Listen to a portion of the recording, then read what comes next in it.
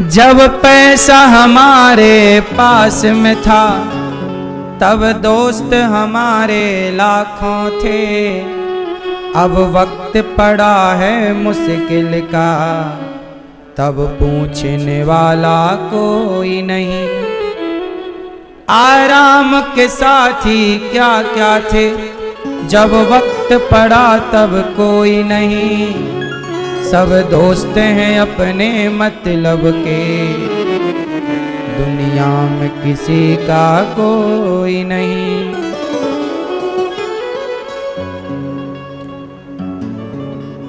हाथी पर संकट आया सब छोड़कर चले गए। सुख के सब साथी दुख में न कोई। मेरे राम तेरा नाम एक साचा दूजा न कोई।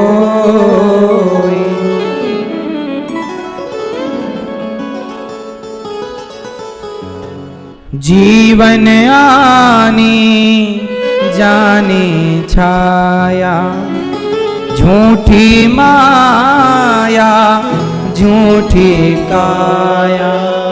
फिर काहे को सारी उमरिया फिर काहे को सारी उमरिया पाप की गठरी ढोई। सुख के सब साथी दुख में न कोई। ना कुछ तेरा ना कुछ मेरा ये जग जोगी वाला फेरा। राजा हो या रंग सभी का राजा हो या रंग सभी का अंत एक सा होई। सुख के सब साथी दुख में न कोई। मेरे राम तेरा नाम एक साचा दूजा न कोई।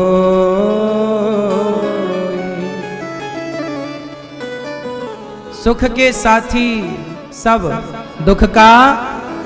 हाथी पर संकट आया सब छोड़कर चले गए। तब हाथी ने किसी पुकारा ओम नमो भगवते तस्मै यद एतच्चिदात्मकं पुरुषायादि बीजाय परेशायाभि धीमहि। हे प्रभु आप रक्षा करिए। जब हाथी ने पुकारा परमात्मा को तो भगवान ने उस हाथी की पुकार सुनी और हाथी को बचाया। मगर का सिर काटा। हाथी पर कृपा की। भगवान इतने दयालु हैं कि पशु भी भगवान को बुलाए तो भगवान पशु के बुलाने से भी आ जाते हैं। हाथी एक पशु है। हाथी ने परमात्मा को पुकारा। इसके बाद भगवान हाथी पर कृपा करने के बाद समुद्र मंथन हुआ। धनवंतरी कश्यप मोहिनी का अवतार लिया भगवान ने समुद्र मंथन कराया। देवता दैत्यों के द्वारा समुद्र मंथन। पहले क्या निकला विष, आखिरी में क्या निकला अमृत। अमृत आखिरी में ही निकलेगा, पहले विष। इसलिए जीवन में असफलताएं आए तो परेशान ना होना, ये विष है पर सफलता भी आएगी। अंत में अमृत निकला। राजा बलि पर कृपा करने के लिए वामन भगवान प्रकट हुए। राजा बलि को 3 पग भूमि में, पाताल स्वर्ग सत्यलोक, तीसरा पग राजा बलि पर रखा। इसके बाद मत्स्य भगवान बने, हयग्रीव नाम के दैत्य को मारा। फिर भगवान सूर्य वंश में ब्रह्मा जी के पुत्र मरीचे, फिर इन्हीं के नभग के नाभाग अम्बरीश जिन्होंने एकादशी का व्रत किया। इन्हीं के वंश में खटवांग दीर्घबाहु पर गंगा मैया आई भगीरथ जी के द्वारा। बोलिए गंगा मैया की। इन्हीं के वंश में आगे राम प्रकट भये। दशरथ जी के 4 पुत्र राम, लक्ष्मण, भरत और राम मर्यादा की प्रतिमूर्ति हैं। राम मतलब मर्यादा, राम मतलब मर्यादा में रहो। सीता मैया भी लक्ष्मण रेखा की मर्यादा को जब पार करके गईं तो सीता मैया पर भी संकट आ गया।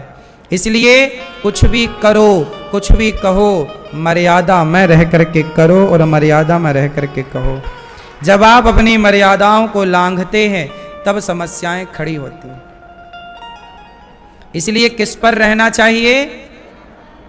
कभी मर्यादा का उल्लंघन नहीं करना चाहिए। क्यों? मर्यादा में रहना मतलब सेफ रहना, सुरक्षित रहना। आज मर्यादाएं समाप्त हो गई। राम ने क्या किया? माँ बाप की आज्ञा का पालन किया। हम सबको बताया कि माँ बाप की आज्ञा का पालन करते रहना। भाई के लिए राम ने अपनी अयोध्या की सिंहासन छोड़ी।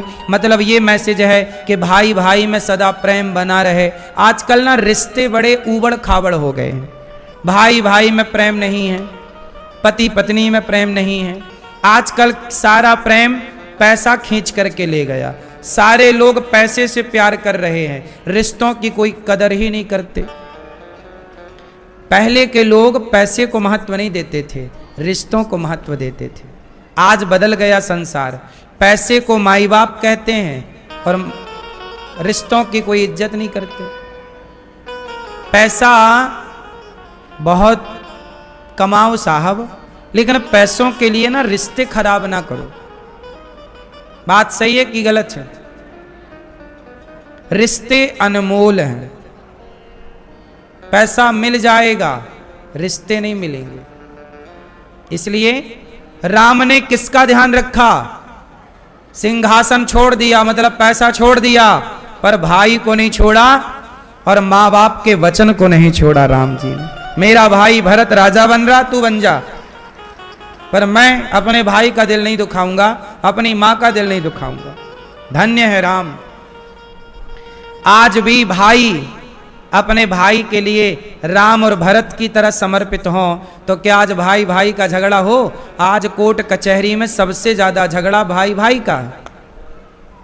बोलो हां कि ना? महाभारत किसका झगड़ा था? भाई भाई का। कौरव पांडव भाई भाई थे। इसलिए झगड़ा ना हो, इसके लिए हमें राम की मर्यादा को समझना चाहिए। राम, लक्ष्मण, भरत, शत्रुघ्न मर्यादा। अब राम जी का जब विवाह हुआ और राम राजा बनने वाले थे तो कैकेयी माता ने उन्हें वनवास दे दिया। 14 साल का वनवास चले गए राम जी। अच्छा, वनवास क्यों गए राम जी? वनवास गए, फिर राम जी क्या बने? राजा। वनवास क्यों गए? क्योंकि वनवास में राम जी ने रहना सीख लिया। जो हर परिस्थिति में रहना जान ले, हर परिस्थिति में रहना सीख ले, वही तो राजा है। राजा का मतलब क्या है? जो हर परिस्थिति में रहे, मजबूती से रहे। आप लोग एक परिस्थिति में रहने के आदी हो गए हैं, सुख में ही रह सकते हो। हर परिस्थिति की तैयारी करो। आजकल माँ बाप अपनी बेटियों से काम नहीं करवाते। क्यों? आपके माँ बाप आपसे कोई काम कराते हैं? सारा सुख देते हैं ना? आपके माँ बाप आपसे कोई काम कराते हैं बेटा? हैं? करवाते हैं कि सुख देते हैं? काम कराते हैं। जो माँ बाप अपने बेटी से काम नहीं करवाते, जो माँ बाप अपनी बेटियों से काम करवाते हैं, वो अच्छे माँ बाप हैं। जो काम नहीं करवाते वो मूर्ख माँ बाप हैं, अज्ञानी। आप अपनी बेटी को कहते हो तुम काम मत करो, तुम तो झूला झूलो, ससुराल तो जानी है। जब तुम्हारी बेटी ने कुछ सीखा ही नहीं तो ससुराल में लड़ झगड़ के वापस आ जाएगी। जो माँ बाप अपनी बेटी से कोई काम नहीं कराते, वो माँ बाप अपनी बेटियों को अपाहिज बना रहे हैं। जबकि माँ बाप का घर एक ट्रेनिंग सेंटर होना चाहिए कि बेटी को हर परिस्थिति में रहने की ट्रेनिंग माँ बाप उसे दे दें। मेरी बेटी हर परिस्थिति में, कल किसने देखा है कि कल आपकी बेटी को कहां किस तरह से जीवन गुजारना पड़े, किस हालातों में रहना पड़े, हर हालात में रहने की परवरिश कौन देगा? माँ बाप। लेकिन आज के माँ बाप नहीं देते, बेटियों को जूजू बना के रखते हैं, कुछ मत कर बेटी, कुछ मत कर। इसलिए आजकल की बेटियों को, बहुत सारी बेटियों को कुछ करना भी नहीं आता, भोजन बनाना नहीं आता, झाड़ू लगाना नहीं आता, काम करना नहीं आता। पर ससुराल में सब दिन एक से नहीं रहते। राम तो राजा के बेटे हैं, सीता तो राजा की बेटी है, सीता तो राजा की बेटी है और राम की अयोध्या के राजकुमार की पत्नी है। क्या सुख की कमी थी, पर सीता माँ को भी कुल्हाड़ी लेकर के जंगल में सूखी लकड़ियां काटनी पड़ी कि नहीं? लव कुश को जंगल में पाल पोस कर बड़ा करना पड़ा कि नहीं? क्या किसी ने सोचा था कि सीता मैया के सामने यह समय भी आकर खड़ा होगा? समय कभी फोन लगाकर नहीं आता कि हम आ रहे हैं, सावधान हो जाओ। समय तो बस आ जाता है, बस समय को फेस करना पड़ता है। समय का सामना रो करके करो या हंस करके करना पड़ेगा। क्यों मैया? तो माँ बाप कैसे हों? बेटियों को खूब काम कराओ और बहुओं को झूला झुलाओ। बहुओं को बढ़िया झूला झुलाओ, बेटी से काम कराओ। बोलो हाँ भाई। बहुएं बढ़िया, जब ससुराल में सुख पाएंगी बहुएं तो वो कहेंगी अपनी माँ से, माँ हमारी सास बहुत अच्छी है, तुमने खूब काम कराया माँ, पर हमारी सास तो हमें झूला झुलवा रही है, ये अच्छी है। फिर वो सास से प्यार करेगी। लेकिन होता क्या है, माँ झुलवाती है झूला और सास करवाती है काम, तो सास लगती है डायन और माँ लगती है प्यारी, परी लगती है, ये तो मेरी परी है प्यारी। इसलिए बहू सास की ना पटती नहीं है, क्योंकि गलत वे पे चले गए ना सब लोग। क्यों मैया? अब जैसे तुम्हारी बेटी आती है ना, तो बेटी आई, बेटी आई, बेटी आई, बेटी आई, बेटी आई, अचार ले जा, पापड़ ले जा, सब ले जा, हाँ? साड़ी ले जा, पायल ले जा, बिछिया ले जा, घी भर भर के ले जा एक एक ड्रम, हाँ? बेटी आई, बेटी आई, बेटी आई। अब बहू सब देख रही है, अरे बुढ़िया देख, घी भी दे रही है, अचार भी दे रही है, हाँ? फिर दूसरे दिन पति को रोटी देती है सूखी। लो, पति बोला घी कहां? अरे तुम्हारी बहन आई थी, सब ले गई बांध के। अब हो गया पूरा। अब क्या वीडियो बना रही हो मैया?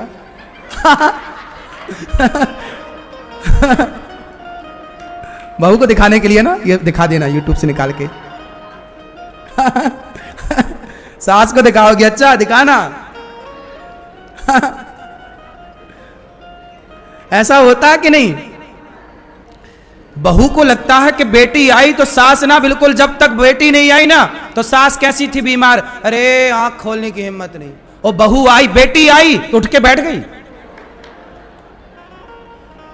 बेटी आई तो बिल्कुल जिंदा है, और बेटी विदा तो फिर खटिया पड़ गई। इतनी बहानेबाज हैं सासें। बेटी के साथ अलग व्यवहार करती हैं और बहू के साथ अलग। इसलिए न्यारपन जल्दी हो जाता अलग अलग। जो व्यवहार आप अपनी बेटी से करती हो, वही व्यवहार आप अपनी बहू से करेंगे ना, तो घर जुड़ करके रहेगा, घर स्वर्ग की तरह रहेगा। जब आप व्यवहार बदलती हो, देखो ना भेद हो गया। मैं आप लोगों के साथ अलग व्यवहार करूं और आप लोगों के साथ अलग व्यवहार करूं, तो मैं भेदभाव करने वाला बन गया कि नहीं? और ये भेद वाली दृष्टि गलत है। जब एक ही घर में रहना है आप सबको, तो फिर भेद किस बात का? बेटी और बहू में भेद मिट जाए तो घर वैकुंठ ना बन जाए। पर ये मिटाए कौन? मिटाएगी सास, लेकिन सास खुद नहीं मिटाना चाहती।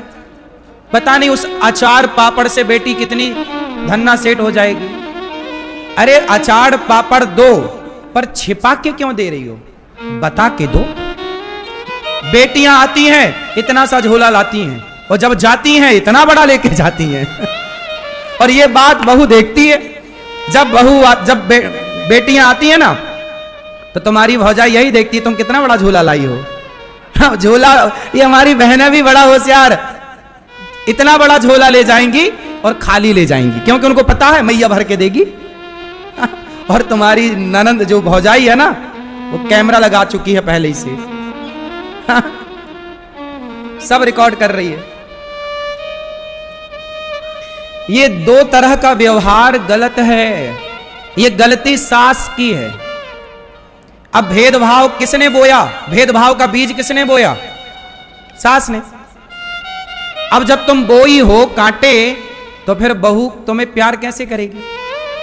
तुमने बेटी माना होता, तुमने उसे भी साड़ी दी होती। बेटी को तो साड़ी देती हो और बहू को कुछ नहीं देती हो। बहू को तुम ताने मारती हो। तेरे बाप ने यही सिखाया, तेरी माँ ने यही सिखाया, तो बहू को भी आता हो गुस्सा। रुक जा बुढ़िया, आने दे टाइम। और टाइम बहुओं का आता ही आता है।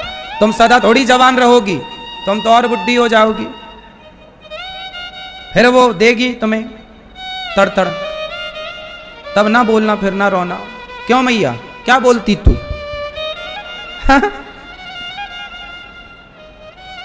आपकी सास अच्छी है? अचार पापड़ भर भर के देती बेटी को। चलो अच्छा है, ये तो माँ का प्यार है, देती है बेचारी। क्या राम जी ने रावण को मार करके सिया का वर्ण किया, सिया माँ को स्वीकार किया। राम जी राजा बने, सिया जी रानी बनी। राम की कथा मर्यादा सिखाती है, इसलिए मर्यादा में रहना चाहिए सबको। भेदभाव की दृष्टि नहीं रखना चाहिए, मिलजुल के प्यार से।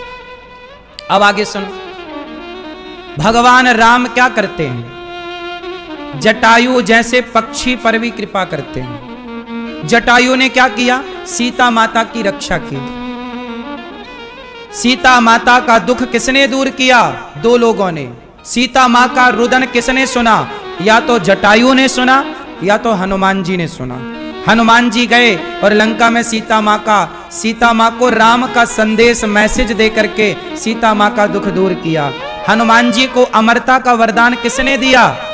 सीता। अजर अमर गुण निधि सुत होहूं। हे हनुमान, तुमने राम का संदेश दिया है, तुमने राम के आगमन की सूचना दी बेटा, तुमने मेरा दुख दूर कर दिया बेटा। हनुमान जाओ, तुम्हें मैं अमरता का वरदान दे रही हूं। सीता माँ ने अमरता दी तो हनुमान जी अमर हो गए। चारों युग पर ताप तुम्हारा, चारों युगों के लिए। ऐसे हनुमान जी पर किसकी कृपा?